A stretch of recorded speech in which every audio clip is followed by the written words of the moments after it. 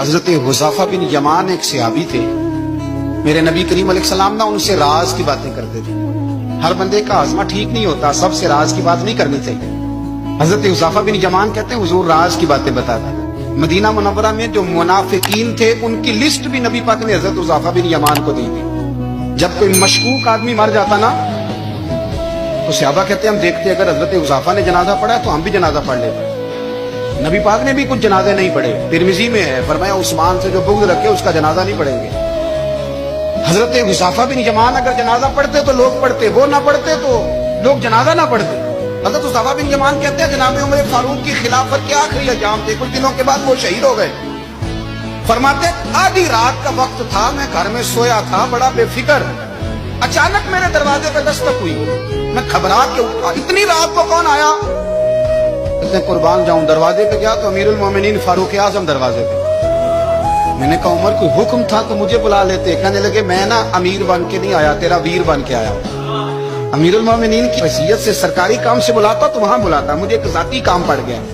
کہتے میں نے عمر کو گھر کی اندر بلا کے چارپائی پہ بٹھایا، میں نے کہا حضور میں غریب آدمی، میں کیا آپ کے کام آ سکتا ہوں؟ تو کہتے ہیں انہوں نے نا مجھے ساتھ بٹھا لیا، پھر میرا ہاتھ پکڑ لیا، کہنے لگے تو عمر کو جانتا ہے؟ عمر جھوٹ نہیں بولتا، تو جانتا ہے عمر وعدوں کا پکا ہے؟ کہا حضور جانتا ہوں، اس وقت آیا ہوں جب دیکھ بھی کوئی نہیں رہا۔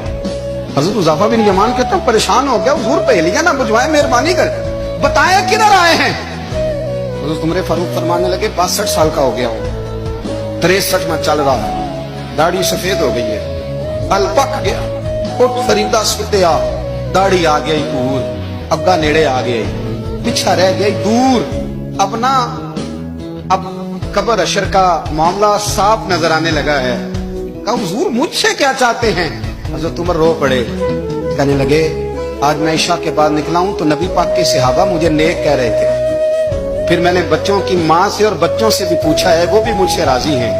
اور حذیفہ تیرے ساتھ نبی پاک راز کی باتیں کرتے تھے، سچ بتا کہیں عمر کا نام منافقوں میں شامل تو نہیں؟ سچ بتا ان منافقین میں تو شامل نہیں، کہیں اوپر سے تو نہیں سارا کچھ؟ حضرت حذیفہ بن یمان کہتے ہیں میں باپ کے مرنے پہ اتنا نہیں رویا جتنا عمر کے سوال پہ رویا۔